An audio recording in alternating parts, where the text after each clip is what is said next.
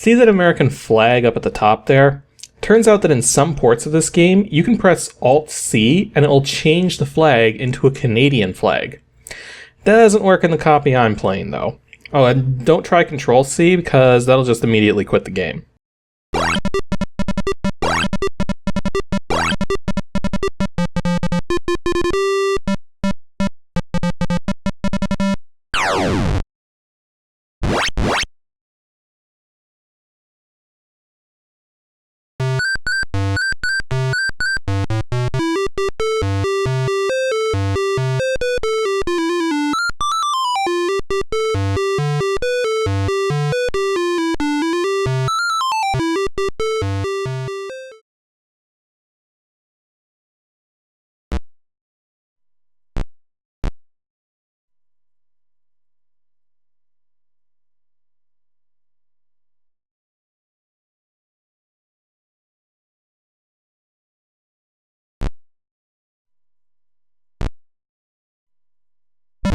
Okay, I'm starting to remember why I've been avoiding early Accolade titles, aside from the copy protection. Today's Ancient DOS game is Hardball, and let's be honest here for a second, back when this game was brand new, there weren't any computerized baseball games like this one. This game implemented a whole player management system while still having the actual gameplay for throwing pitches, batting, and fielding the ball. It didn't offer any licensed teams or anything, but it didn't need to because it presented itself extremely well and set itself apart from every other computerized baseball game prior. However, therein lies the key problem with Hardball. It looks the part, but it never played the part. The people who made this game really struggled with implementing a good control system, and as such, actually trying to play this thing feels incredibly clunky, to the point where you know exactly what you want to do and press the buttons which should lead you to do what you want to do, only to realize they're the wrong buttons because the game doesn't work that way. And then, even when you know what buttons to press, the game will often refuse to register them. Well, this wouldn't be so bad if the game didn't require twitch reflexes, which it does, and there's no difficulty adjustments either, as the computer player is extremely good and difficult to win against even when you know how to play. Actually, this thing frustrated me so much I barely captured over an hour of footage before I just gave up. If not for its control problems and lack of difficulty options, it would be a surprisingly decent game, especially considering how much stuff it's doing under the hood. As it stands, you gotta really be into these old sports titles to find any enjoyment out of this thing, even back when it was brand new. The one interesting anecdote before we get to the game stats though is that this game is the reason why my Tandy 1000 SX computer has 640k of RAM. Just like every Tandy 1000, it originally came with 384k of RAM. Hardball, however, was the 4th or 5th game we ever bought for the thing, and when we tried to play it, it would just crash to DOS before fully loading. Hardball actually has a 512k RAM requirement, which is pretty steep for the time. Thus, rather than return the game, Dad just had the computer upgraded with more RAM. I should also point out that my copy, as shown here, is a Tandy-specific version which uses Tandy 16 color graphics. Most copies of the game, however, only support Hercules, CGA, and EGA graphics. Also, I'm running an EGA copy with the copy protection stripped out, as there's next to no info about how to strip the copy protection from Tandy-specific versions. Believe it or not, this game's a port, which probably explains a few of the issues we'll be getting to later. The original game was developed in-house by Accolade and published for Apple II and Atari 8-bit computers in 1985. However, this DOS port was done by a third-party company known as Sculptured Software and was released 2 years later in 1987. It's a 0-2 player baseball game, thus you can watch the computer play itself if you so desire. The original DOS release only supported Hercules and CGA 4-color graphics, although an EGA version came soon after, and a lesser-known Tandy version soon after that. As far as audio, the game only supports the PC speaker. As for its current release date, just like most Accolade titles, it never saw a freeware release and is thus still commercial software. And while it's not easy to find copies of this particular version of the game, given all the sequels which would follow, there's virtually no demand for the original game, and thus you can actually get fully boxed copies for $10 to $20. Genesis copies are actually easy to find too, and loose copies of any version tend to be dirt cheap. So not an easy game to get, but not expensive to get if you want it for whatever reason. So before you even start playing this game, you have to choose which teams will be player or computer controlled. The two teams of choice are the All-Stars and the Champs. Now you may think this choice is pointless. The actual members of each team are completely different and have different stats which affect the game slightly, such as how fast they can throw the ball, how often they make an error, how fast they can run between bases, how accurate they are with the bat, how much more power they have with the bat. Even the pitchers have their own special selection of pitches they can throw. What it comes down to is that the game's actually tracking a ton of data on this sort of stuff, although you wouldn't really know it as the data is never really shown to the player. The only thing the player knows about are just the kind of stats you would get from a typical baseball card, rather than those stats that are telling you like how each player is doing, like their stamina and everything like that. Now, between each player's turn, you can access the stats screen and make substitutions for players who are on the sidelines, as well as change your infield and outfield positioning to handle where you think the ball may go if the opponent hits it. One good reason for making substitutions is that players do wear out the more time they spend on the field, especially the pitchers.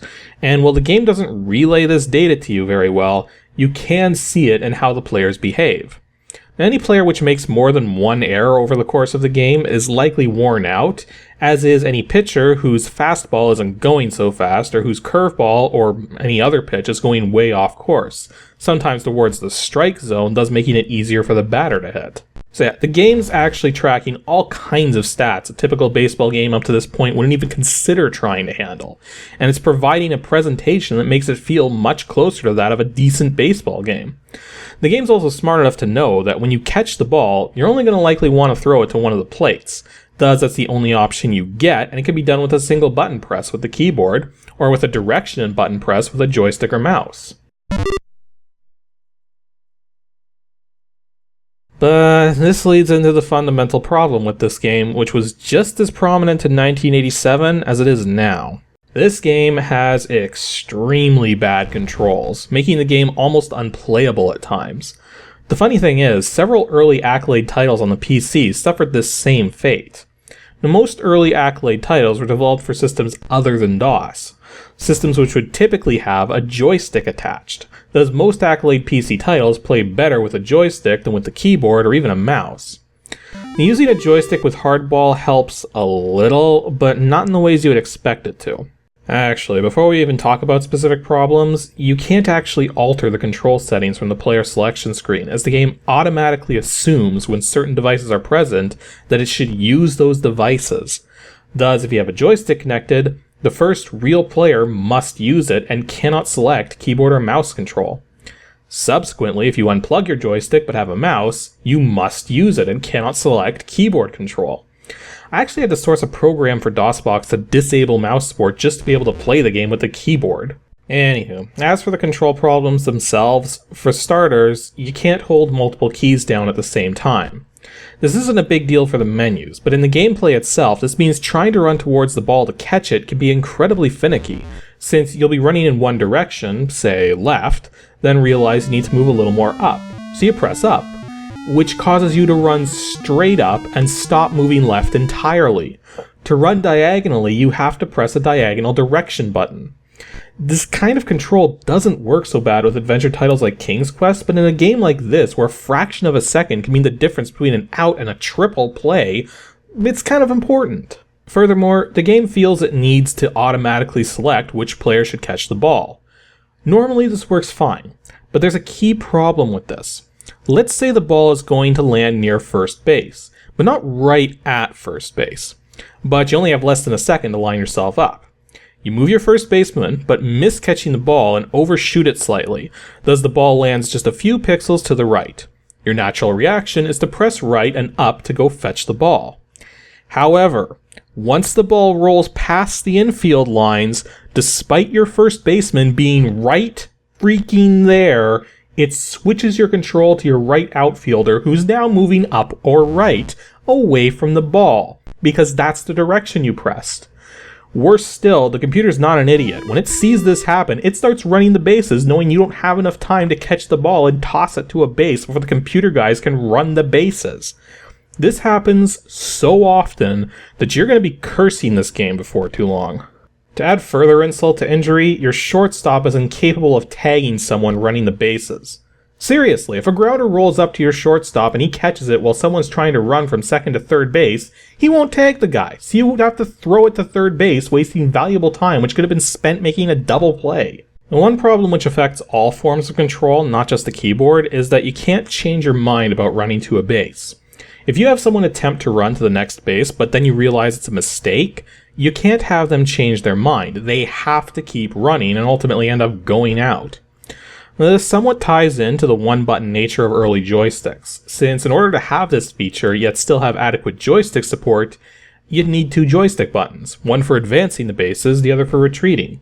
Plus, the CPU has to face this same restriction, so it's not the worst thing that could happen to the controls. Now, the worst thing that could happen to the controls is that they're not only delayed, but synced to game frames, and the game only plays at a frame rate of 10. This means if you press and release a button faster than 1/10 of a second, the game won't see that you pressed it. This includes directional controls on the joystick, which can end up causing you to throw to bases you don't mean to or pitch in directions you didn't want to. Also, the game's mouse support is completely busted and prevents you from moving the mouse in downwards or right directions, only up and left. Just brilliant.